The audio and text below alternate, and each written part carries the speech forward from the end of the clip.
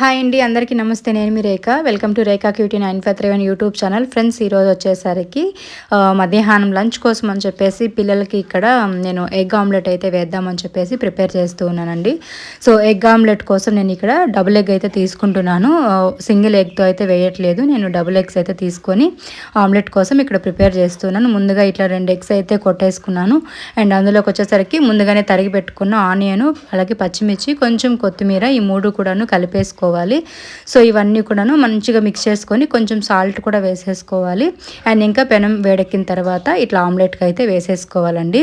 So నేనైతే ఈ non stick కడాయిలోనే వేసుకుంటాను, ఎందుకంటే నాకు చాలా ఇష్టం. పిజ్జా టైప్లో ఆమ్లెట్ అయితే రెడీ అయిపోతుంది. సో ఇంకా చివరిగా పైన అయితే కొంచెం కారం పొడి, కొంచెం మిరియాల పొడి చల్లేసుకొని ఇంకా తిప్పేసుకోవడమే అనమాట. సో ఇదండి ఈరోజు మా లంచ్లోకి ఎగ్ ఆమ్లెట్ అయితే వేసేసుకున్నాం. వీడియో నచ్చితే లైక్ చేయండి అండ్ సపోర్ట్ చేస్తూ ఉన్నారు. థ్యాంక్ యూ సో మచ్ అండి అందరికీ కూడాను. 1K reach అయిపోయినందుకు.